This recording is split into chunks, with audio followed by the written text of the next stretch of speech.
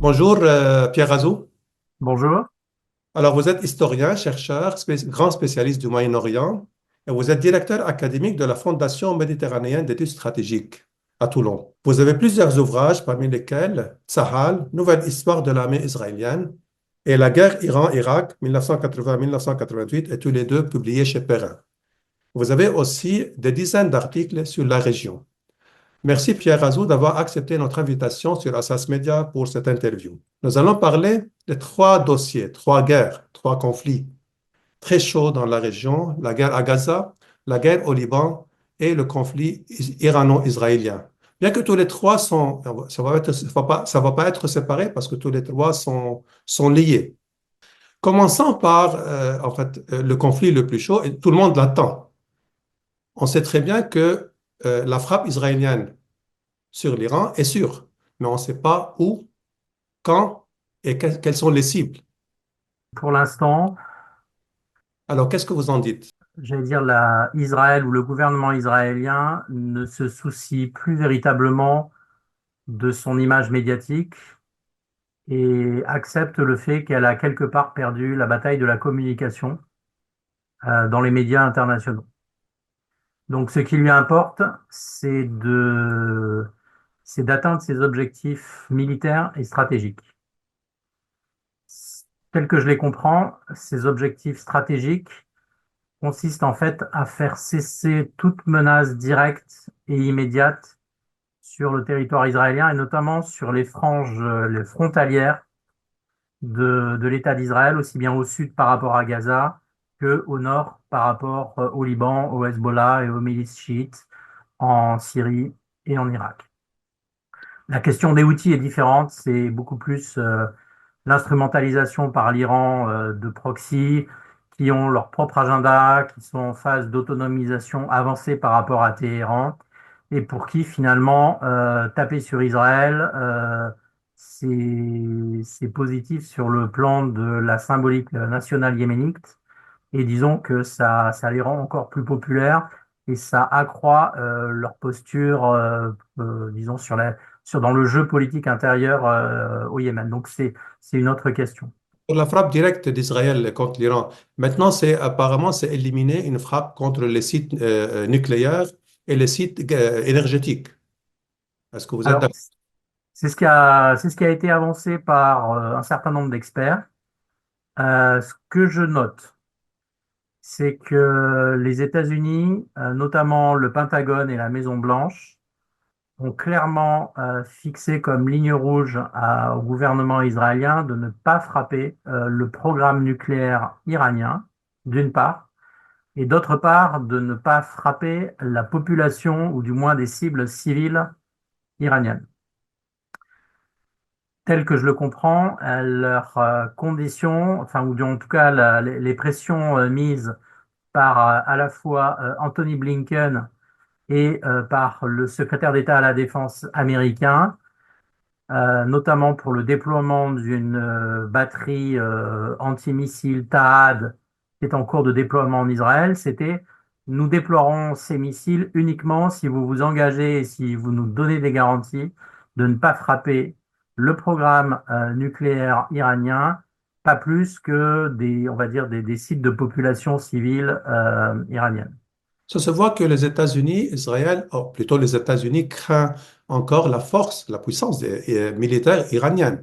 Est-ce que cette Oui, bien crainte... sûr, bien sûr, parce que les États-Unis ont plusieurs bases, ont même de nombreuses bases militaires au Moyen-Orient, à la fois en Irak, à la frontière syrienne, au Koweït, à Bahreïn, au Qatar, aux Émirats arabes unis et même au Sultanat d'Oman, et que donc il serait facile pour le gouvernement iranien de pratiquer ou du moins de procéder à des frappes massives de saturation même avec des vieux missiles sur des bases américaines. Mais dans ce cas-là, bien évidemment, je suppose que les dirigeants iraniens seraient conscients du fait qu'ils s'engageraient dans une confrontation directe avec les États-Unis dont ils ne pourraient pas militairement sortir vainqueurs.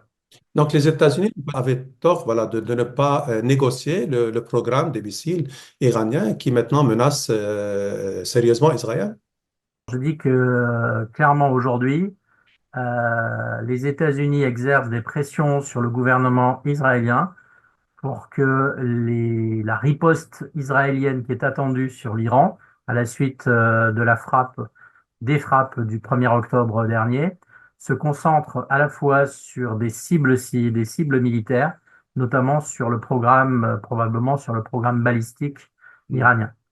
Et donc laisse de côté à la fois les frappes sur le programme nucléaire, sur le programme nucléaire iranien et sur les sites pétroliers iraniens, notamment du Golfe Persique, car ça mettrait finalement en difficulté l'ensemble de leurs alliés arabes, notamment les monarchies du Golfe, qui n'ont aucune envie de se laisser entraîner dans un conflit ouvert direct avec l'Iran. Vous dites dans votre audition au Sénat, la dernière audition au Sénat, vous dites qu'une frappe des sites nucléaires risque la sortie de l'Iran du traité du TNP et la fabrication du bombe atomique. Est-ce que c'est possible? L'Iran est proche de la fabrication du bombe atomique? De l'avis des experts nucléaires et des observateurs attentifs de la situation qui connaissent bien le dossier nucléaire, oui, l'Iran semble en effet très proche ce qu'on appelle du seuil nucléaire, c'est-à-dire de la capacité, si nécessaire, de sortir du traité de non-prolifération nucléaire, ce qu'on appelle le TNP, et de se lancer donc dans l'enrichissement d'uranium à plus de 90%, ce qui leur permettrait rapidement d'assembler plusieurs bombes atomiques s'ils décidaient de franchir ce seuil. Donc, les États-Unis craignent aussi cela? Ils craignent ça, les Américains? Peut-être que les États-Unis se, se placent dans une situation où ils ne veulent pas accélérer, ou en tout cas ils ne veulent pas pousser les dirigeants iraniens à franchir justement ce seuil. Peut-être que les États-Unis, même probablement que les États-Unis savent que l'Iran pourrait franchir le seuil nucléaire, mais ils ne veulent pas lui donner le prétexte de franchir ce seuil nucléaire. Donc, c'est sans doute la raison pour laquelle l'administration américaine exerce d'aussi fortes pressions sur Israël pour que l'armée israélienne, en fait, ne frappe pas ces sites nucléaires qui aurait pour conséquence probablement directe de convaincre l'Iran de sortir du traité de non-prolifération nucléaire et d'accélérer l'enrichissement de l'uranium et de fabriquer plusieurs bombes atomiques. Donc, le nucléaire est devenu une force de dissuasion pour l'Iran Je du fait dirais de plutôt, l'autre. non, je dirais plutôt que le nucléaire est la dernière option pour le régime iranien d'exercer une dissuasion crédible à l'égard à la fois d'Israël et de ses voisins dont certains sont déjà dotés de l'arme nucléaire, comme le Pakistan, comme la Russie, comme bien entendu les États-Unis, notamment à travers les bases américaines dans la région, et Israël. Donc, de mon point de vue, historiquement, l'Iran a toujours exercé sa dissuasion finalement de manière à la fois conventionnelle et asymétrique grâce à ces fameux proxys, donc ces milices alliées, aussi bien le Hezbollah au Liban que les milices chiites en Syrie et en Irak, et les Houthis au Yémen, et les milices chiites en provenance, par exemple, d'Afghanistan. Mais donc l'Iran comptait à la fois sur ses proxys et sur son programme de missiles balistiques. La, la, la question stratégique que je comprends en tant qu'expert ou en tant qu'historien, c'est qu'aujourd'hui, le régime iranien constate que ses proxys sont considérablement affaiblis par les frappes israéliennes et donc n'ont plus les moyens de représenter une menace crédible sur Israël, et que de notre côté, Israël, pour l'instant, a la capacité d'interception ou en tout cas de neutralisation de ces missiles balistiques, en tout cas avec un taux d'efficacité extrêmement élevé. Ce qui veut dire que du point de vue, probablement, hein, du point de vue iranien, si Téhéran ne peut pas compter, ne peut plus compter en tout cas sur ses proxys, ni sur son programme, disons sur son arsenal de missiles balistiques, la seule option qui lui reste, c'est soit une grande discussion, un grand bargain avec les États-Unis, soit, s'il n'a plus d'autre option ou s'il est acculé, le franchissement de la capacité nucléaire militaire. Vous parlez des proxys, surtout du Hezbollah, comme si le Hezbollah, il est très affaibli. Alors que c'est vrai, ses leaders ont été, il y a beaucoup de leaders ont été assassinés, surtout son secrétaire général. Et, mais dans les derniers jours de combat sur le front sud Liban, je ne sais pas, il a montré que il a repris, il a repris son organisation militaire, le Hezbollah.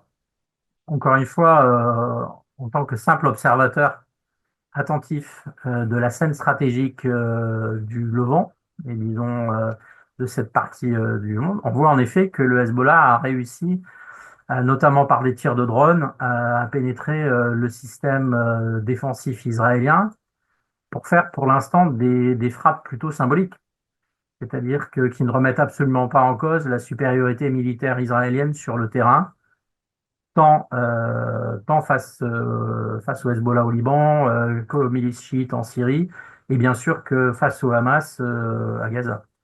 Donc, ma compréhension, c'est que enfin, pardon, c'est que le Hezbollah a montré qu'il était capable toujours de porter des coups à Israël, mais qui pour l'instant sont sans aucune commune mesure avec les coups qu'Israël est capable, ou en tout cas est en train de porter à la branche militaire du Hezbollah. On ne parle pas de la branche politique, là on parle vraiment de la branche militaire.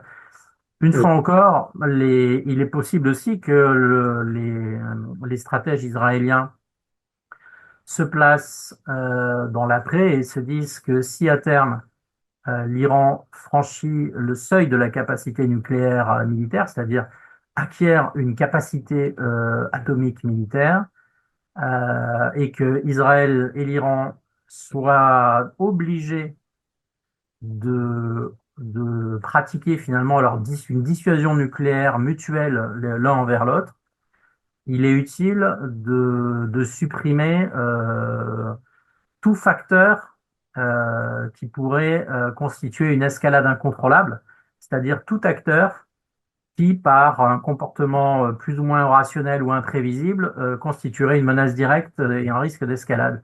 Concrètement, le Hezbollah au Liban.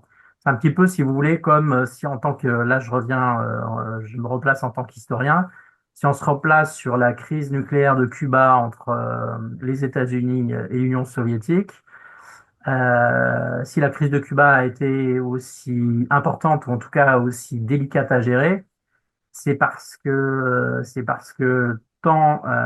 les États-Unis n'étaient pas certains du calcul qu'à l'époque que Castro pouvait faire en laissant notamment les Russes, enfin les Soviétiques installer des missiles nucléaires sur leur sol. Donc là, il n'est pas question que, bien évidemment, même si l'Iran avait la capacité nucléaire, il est bien entendu hors de question, je suppose, que l'Iran se dise et soit tenté d'installer des missiles nucléaires à proximité d'Israël. Mais c'est plutôt le fait que une décision unilatérale du Hezbollah, non concertée ou mal concertée avec Téhéran, provoque une escalade qui entraîne finalement indirectement le régime iranien dans une escalade globale avec Israël, avec un risque de recours aux armes nucléaires, ce que ni les uns ni les autres ne souhaitent bien évidemment. J'ai remarqué, Monsieur Razou, que l'assassinat de Hassan Nasrallah est venu juste après le discours de Monsieur Pezeshkian, du président iranien Pezeshkian, à l'ONU. À l'ONU, il a tendu la main aux Américains. Comme quoi Israël voulait pas des nouvelles négociations entre les États-Unis et l'Iran? Mais Israël n'a jamais voulu de négociation entre les États-Unis et l'Iran. Et dans le passé, s'était vertué disons, à faire en sorte qu'elles aient beaucoup de mal à déboucher. Donc c'est pour ça que quand les États-Unis ont négocié secrètement avec l'Iran, Ils l'ont fait sans doute en informant les dirigeants israéliens, mais sans les impliquer directement.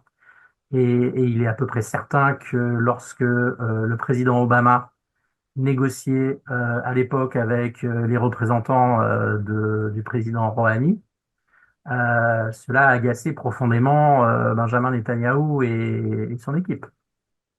Donc cette situation est toujours là aujourd'hui. Donc, la main tendue de l'Iran ne sert à rien maintenant et cette visite du ministre des Affaires étrangères iranien dans la région, ça va servir à rien alors. Je pense que ma compréhension, là, une fois encore, en tant qu'observateur, hein, je n'ai aucun intérêt dans ce conflit, ni d'un côté ni de l'autre, c'est que le souci majeur de l'Iran aujourd'hui, c'est d'apaiser les relations avec ses voisins directs. Les voisins directs, c'est-à-dire les monarchies du Golfe, l'Irak, la Turquie, l'Afghanistan, le Pakistan, la Russie, et que donc tout ce qui concourt à développer, disons, ou à améliorer les relations entre l'Iran et les pays du Golfe ou les pays du Moyen-Orient est un atout crucial pour l'Iran, ne serait-ce que pour limiter les effets des accords d'Abraham liant Israël, les États-Unis et certaines monarchies du Golfe, et pour s'assurer que les monarchies du Golfe ne feront pas le jeu ni d'Israël, enfin ne feront pas le jeu d'Israël dans cet affrontement possible entre Téhéran et Jérusalem. Comment l'Iran veut apaiser ses relations avec ces pays, surtout les pays du Golfe, alors qu'il soutient toujours ses milices, même si c'est affaibli actuellement, mais il soutient toujours ses milices. Et il ne cesse de développer son programme balistique, des missiles balistiques. Oui, alors la question du programme balistique, hein, c'est un petit peu, c'est la même. L'impression que j'ai, c'est que et Israël et l'Iran aujourd'hui se livrent une guerre d'attrition technologique. C'est-à-dire que, et c'est directement au cœur de la question de la riposte éventuelle d'Israël aux frappes iraniennes, puis ensuite de la riposte iranienne aux frappes israéliennes et ainsi de suite. Parce qu'en fait, le problème majeur aujourd'hui, c'est de savoir lequel de l'Iran ou de l'Israël arrivera à court de munitions le premier. C'est-à-dire dit simplement, de combien de missiles balistiques de portée suffisante et de précision suffisante l'Iran dispose pour frapper théoriquement Israël, et de combien de missiles intercepteurs donc antimissiles Israël dispose pour arrêter justement ces missiles. C'est-à-dire que c'est comme dans une bataille, c'est le premier qui aura épuisé son stock finalement ou de missiles balistiques d'un côté ou de missiles anti-balistiques de l'autre côté, qui se retrouvera en position de grande faiblesse. Donc aujourd'hui, et l'Iran et Israël tentent de cacher en fait, de cacher au mieux l'état réel de leur stock pour justement ne pas influer sur les discussions en cours, les négociations en cours. On voit ici une guerre entre vraiment deux États, dont l'un, il est très développé en technologie militaire, et l'autre, il utilise toujours, même qu'il a développé son programme de missiles balistiques, mais il est toujours dans la stratégie, je veux dire, traditionnelle de guerre. Est-ce que vous trouvez qu'il y a un équilibre, un certain équilibre entre les deux au niveau militaire?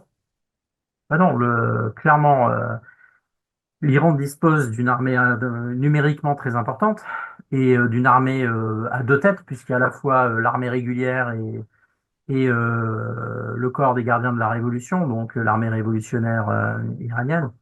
Mais ces matériels sont extrêmement obsolètes, c'est-à-dire que tous les matériels classiques de l'Iran datent de la période du Shah, donc n'ont plus réellement de valeur opérationnelle.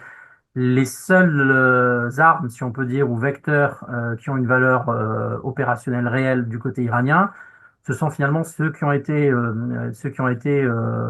développés sous le régime des sanctions, c'est-à-dire essentiellement les missiles balistiques, les drones, les missiles de croisière, tout ce qui est cybernétique, donc attaques cybernétiques, etc., plus toute la guerre clandestine à laquelle se livrent à la fois Israël et l'Iran, en mer Rouge, ailleurs, un peu partout, pour essayer de s'affaiblir mutuellement.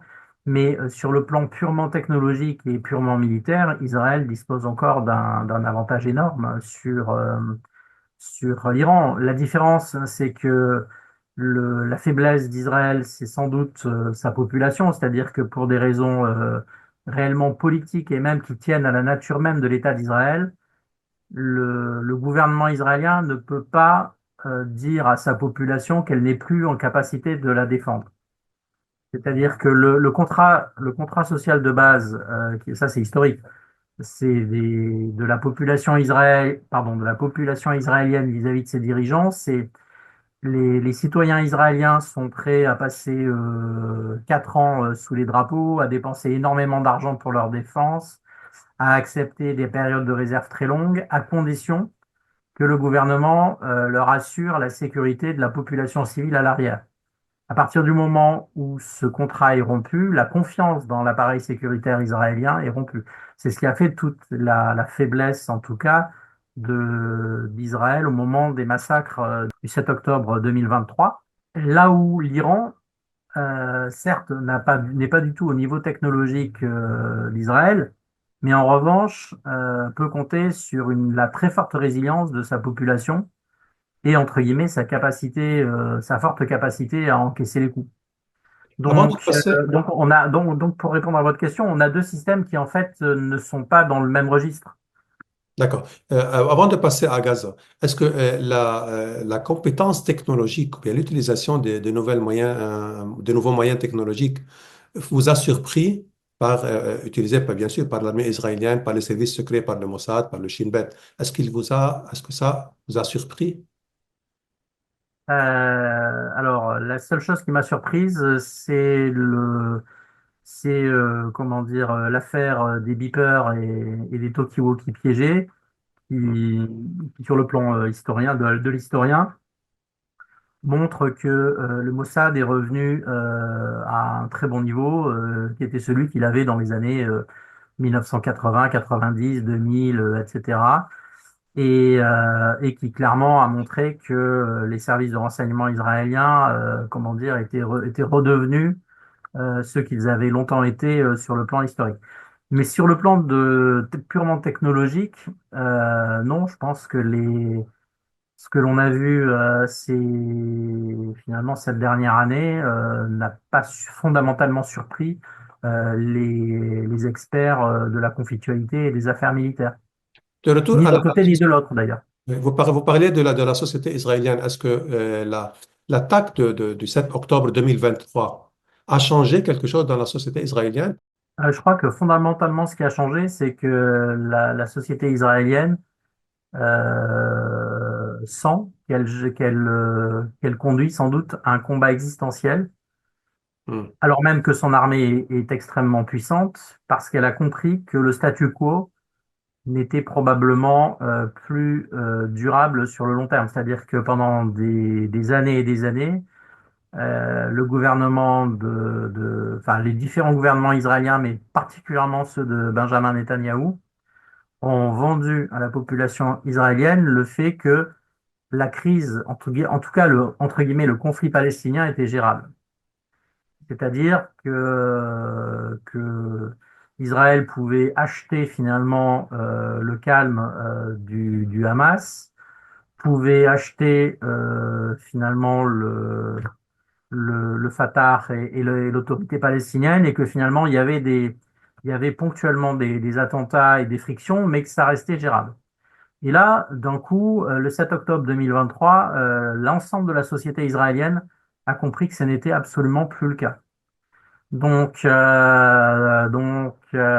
ont surtout compris que ce, qui- ce que je comprends hein, en tant qu'historien, c'est que ce qui les a surtout évidemment choqués et traumatisés, ce sont les massacres, c'est-à-dire c'est l'infiltration de commandos à l'intérieur, massivement en grand nombre de leur territoire et qui sont venus s'en prendre directement dans les villages, dans les kibboutz israéliens et donc qui ont été capables de à la fois commettre des massacres et de prendre un nombre très important d'otages.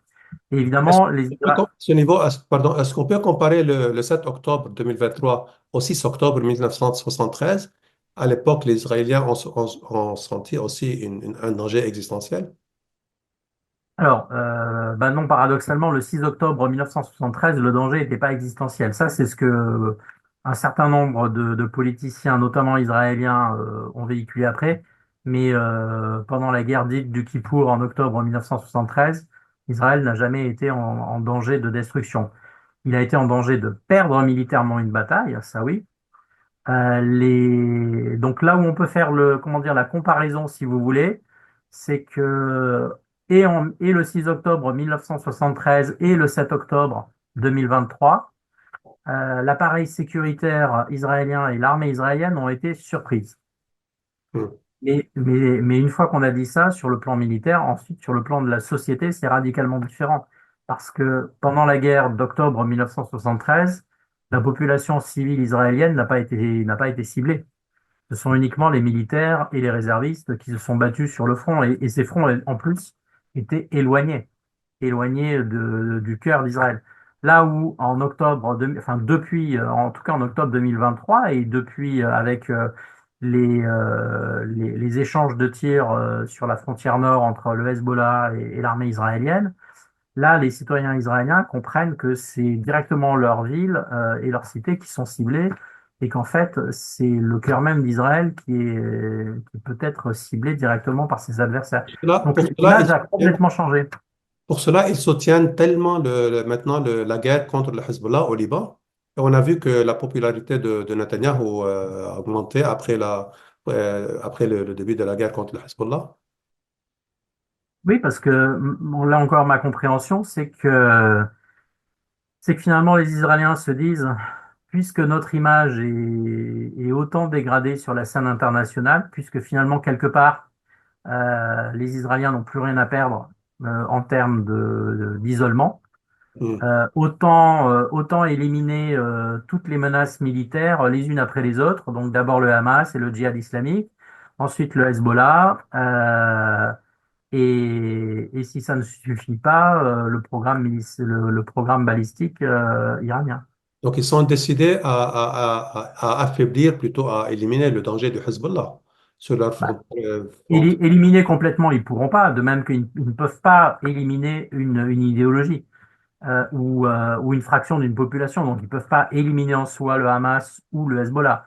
Mais ils peuvent par contre réduire au maximum les capacités militaires et du Hamas et du Hezbollah. Et je pense que oui, c'est ce qu'ils visent. Mais vous connaissez très bien le Liban. Le Liban, c'est une société composée de plusieurs communautés, plusieurs religions, plusieurs confessions, voilà. Et donc, tout le monde n'est pas pour le Hezbollah. Est-ce que ça aide Israël ou bien Israël compte sur ça aussi pour affaiblir le Hezbollah? Bah, je suppose que les dirigeants israéliens font le calcul que si la branche militaire armée du Hezbollah est considérablement affaiblie, le poids politique du Hezbollah sur le plan politique, cette fois-ci, sera également affaibli sur la scène politique libanaise, ce qui pourrait permettre aux autres communautés de trouver de nouveaux équilibres, ou en tout cas de revenir à une situation plus équilibrée. Vous pensez que les Israéliens ont une stratégie dans cette guerre contre le Hezbollah? Ou bien comme la guerre à Gaza, ils n'avaient pas de stratégie, ils ont réagi comme ça, voilà, sans stratégie. Non, je pense que la stratégie, c'est fondamentalement, elle est relativement simple. C'est éliminer les unes après les autres les menaces directes sur la population civile israélienne. Pas sur l'armée, mais sur la population civile israélienne. C'est Et vrai, donc, il parle d'une zone tampon, d'éloigner le Hezbollah de maintenant de 5 kilomètres, peut-être de 10, peut-être de 30, jusqu'au nord du Litanie, voilà, du fleuve ma, Litanie. Mais ma compré- est-ce pardon. que c'est faisable? Ma compréhension, c'est que les Israéliens, mais c'est à eux qu'il faudrait le demander, moi je ne suis pas à leur place, Je vous pose l'exemple en tant mais qu'observateur, voilà. Surtout dans les affaires militaires, vous êtes un connaisseur aussi, un spécialiste. en tant qu'expert, ma compréhension, c'est que l'armée israélienne ne souhaite pas tomber dans le piège de l'occupation durable d'une bande et d'une partie au sud du Liban, comme elle l'a fait entre 1985 et 2000. Je Hmm. pense que l'armée israélienne, les dirigeants israéliens sont parfaitement conscients tout cas les militaires israéliens, sont parfaitement conscients des risques de harcèlement, d'usure, qu'une occupation durable créerait finalement sur à la fois les réservistes, les conscrits israéliens, etc. Et leur objectif, c'est, de mon point de vue, c'est de s'assurer que les combattants du Hezbollah ne pourront pas retourner directement sur la frontière israélienne pour ne pas pouvoir mener d'incursions et d'opérations à l'intérieur du territoire israélien, parce qu'en fait, c'est ça qui traumatise les Israéliens. C'est pas le fait que le Hezbollah puisse tirer des roquettes et des missiles balistiques sur Israël, puisque les Israéliens savent qu'ils ont leur système antimissiles pour contrer cette menace. Ce qui représente pour eux une menace inacceptable, c'est l'infiltration de commandos du Hezbollah, en l'occurrence, qui viendraient commettre des massacres du même type que ceux du Hamas dans le nord d'Israël, capturer les otages, ramener les otages au Liban et rentrer dans un processus de négociation sans fin comme les Israéliens l'expérimentent aujourd'hui à Gaza.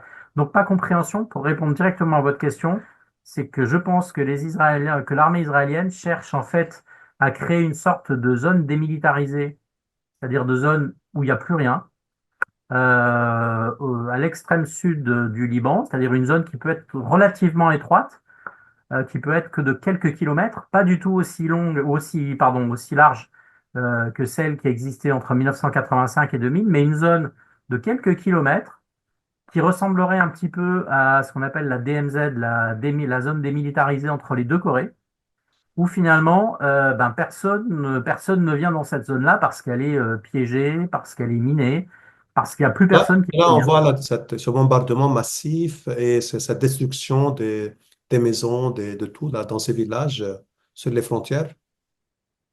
Ma compréhension, c'est que c'est pour décourager les habitants de revenir dans cette zone parce qu'encore une fois, je pense que la stratégie israélienne consiste en fait à rendre